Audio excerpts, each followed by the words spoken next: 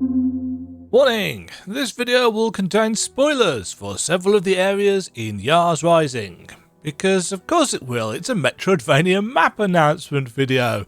Let's first of all take a look at the in-game map for YARS Rising. As you can see from the save file here, ignore the timer, that's wrong because I've been playing around with stuff. I completed the game in about 7 hours 10 minutes for 100%. Spoilers incoming. So here we have the in-game map for YARS Rising, and it's got this very retro feel to it. It looks like something drawn on an early 80s/90s computer screen. It's blocky, which is not massively surprising considering how WayForward tends to do their maps, but this one has some potentially really useful features, which unfortunately I can't show you on this version because this is the 100% version of the game map. When you are trying to explore this game, you'll find your route blocked, as you would expect to do in a Metroidvania, at lots and different turns. You know, you're going to need something to get you through a big construction barrier, or you're going to get yourself into a tunnel where you can't quite reach the exit because you need a double jump or some extra kind of height boost, and the game marks all of those things on the map for you. It even puts a little note on it if you kind of mouse over it with your cursor. That is a super useful feature. I would personally have preferred different icons for the different kinds of things, but because of how the game is structured, it really does work quite well. And when you get the ability that it will allow you through that blocker, it actually changes the blocked icon to a really obvious, oh, you can go here now, passage.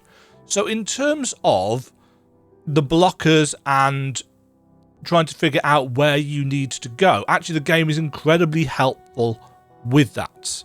There's a lot of fast travel points in the game, which are represented by these pink elevator squares, and again, they're all labelled if you mouse over them, which is super useful. The yellow squares are your save points, and these grey squares with this little kind of Space Invader style icon in are biohacks. These are essentially things that you can collect, a bit like a charm system from Hollow Knight, but these actually are more like Tetris blocks. In fact, I can show you them. This is what they look like. You can see that they've all got a different arrangement, and this is unlocked from the start. This is the shape that you have to fit these blocks into. That's not what this video is about, but I didn't go through and mark the different shapes onto the map because I am lazy. Well, kind of lazy. So, when you haven't collected them, these icons will be blue with that shape in. When you have collected them, as I obviously have here, they are all grey. There is really nothing wrong with this map. It's, generally speaking, pretty straightforward to navigate, apart from this one section here. This biohack here is not accessible from this area. You have to come up at it. It's an interesting quirk of level design that I'm not super happy with, and you'll actually see on my version of the map that I've done something about that to try and make it clearer that you can't get to this, and actually that this tunnel here doesn't just connect to this room up above. Because one thing that you can probably gather is that it's quite difficult to actually see what room is what on this map. There are rooms here, and in fact, if you mouse over, again, each section of the map, you can actually see what room is what. But as it is, that's quite difficult to do. So you can't see the doorways, which is essentially par for the course with WayForward games at this point. They're really, really bad at marking doorways onto their maps. I do not know why, but every single map that I have done for them, for any of their games, the Mummy Demastered, Shantae 3, 4, 5, I've had to put the doorways on myself because they just don't feel that it's necessary information, and I disagree entirely. So, you've got a big blue map. You know, there are 1, 2, 3, for essentially 5 different areas on this map. You've got the 3 floors of this building with the executive suite at the top, the kind of office worker section in the middle, and these underground lab style thing / sewers down here. You've got the city, or at least a small amount of it that you can go and access, and then you've got this bit up here, which is Razak 3, which you can access much later in the game. Sadly, don't get to spend a lot of time there, which it is a shame because it's the coolest looking place in the game.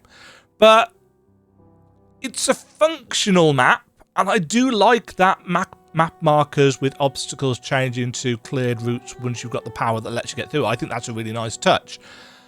But it's otherwise a pretty bland looking map. You know, you've got no different coloured areas, so you don't know where one area begins and one area ends. I mean, you kind of do, because it's not a particularly complicated looking game. But I thought I could not do better, realistically, but I thought for my version of the map, I wanted to switch it up. So let's take a look at what I've done. It's been a while since I've pulled out the Blasphemous Rooms style map. It's the style of map that I used for Blasphemous 1 and 2, but also for Castlevania Symphony of the Night and Super Metroid when I mapped those. And there's multiple benefits to that, to this kind of style of map. First of all, it makes things really clear, especially when you're zoomed in. It makes it nice to look at, in my opinion. Many of you might disagree, but it makes it super duper clear where the rooms are, which for certain rooms, not many, but certain rooms in the game, for example, this one here, it's just like, it's a blocky corridor, and it's another blocky corridor. How does the door connect up? And so on and so forth. So that makes it nice and clear. There are other advantages to this style of map, of course. Firstly, that I can colorise the different rooms much more easily, but also because you can actually see how the big blocks are broken up into rooms. And for me, that is beneficial. For many of you, yeah, you simply might not care. That's fine. As you can imagine, I've put on as much information as I can with this. We've got icons for basically everything. We've got the different kinds of doors. We've got the terminals. We've got the bosses. This one's the one from the demo, so I don't feel bad about showing you that. We've got icons for elevators. This is where the game starts.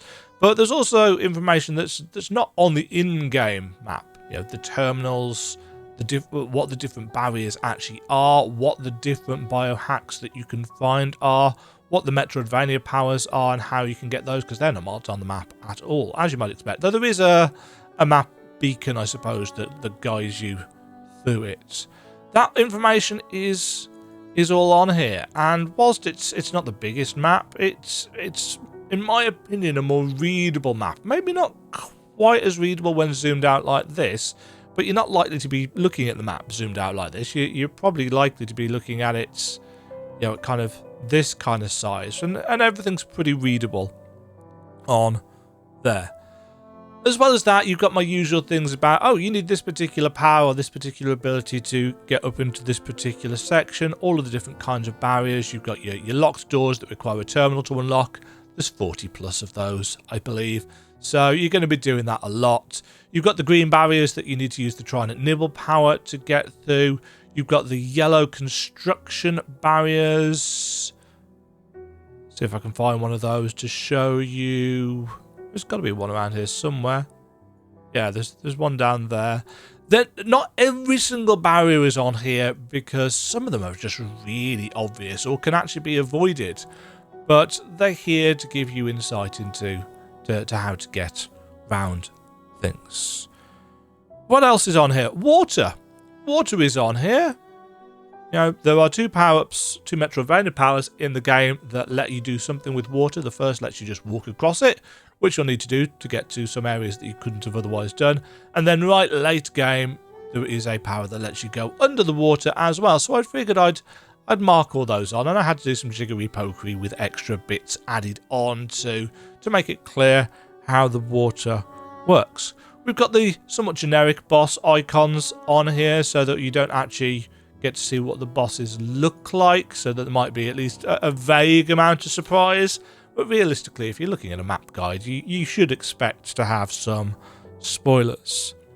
It's a pretty simple and straightforward game.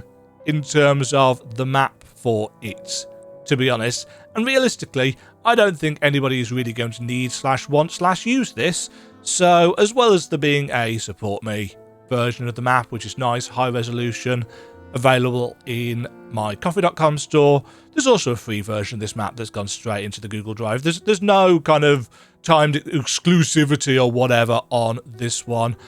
It's there. You can use it if you want to. I didn't think much of YARS Rising. If you are a big fan of the YARS franchise, apparently this is kind of a retelling in a Metroidvania way of that game. I don't know. I've never played it, and therefore maybe I've missed out.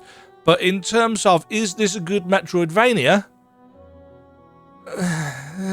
Not really. I mean, I would argue that it is WayForward's weakest game that I've played, and I've played everything from them, I think, except the original Shantae. There might have been some other Game Boy games that I haven't played, but I played all the Shantae games. I played the Mummy Demastered. I know there's generally a fairly vocal selection of people who say that Mummy Demastered isn't a very good Metroidvania. I'd argue that this is worse, frankly. But it's got some decent dialogue. It's fully voice acted. The music is quite catchy. There's a lot of millennial cringe style humor or slang in certain places from certain characters. If that's a deal breaker for you, yeah, there's a chunk of it.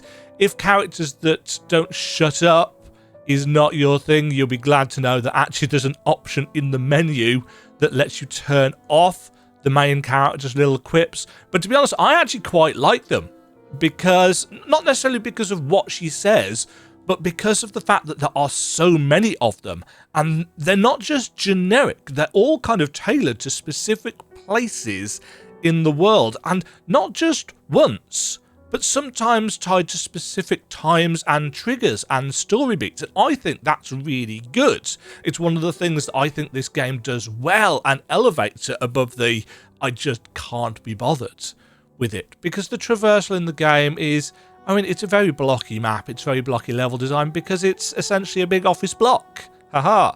So, I'm not selling it very well, realistically.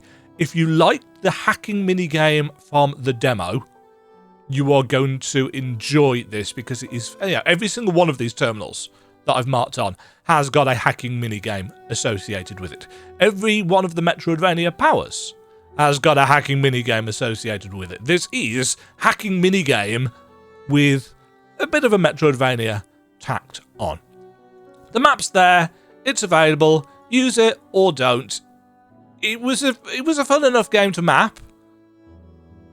Your mileage will vary in terms of how enjoyable you find it to play.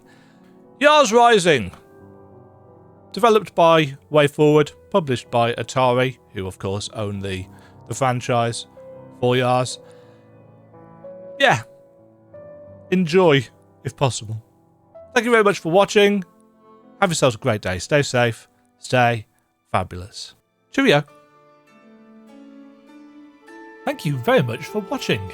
If you enjoyed the video, why not click the like button and consider subscribing. Remember, you can ring the bell notification icon to get notified when new videos go live. And until next time, cheerio.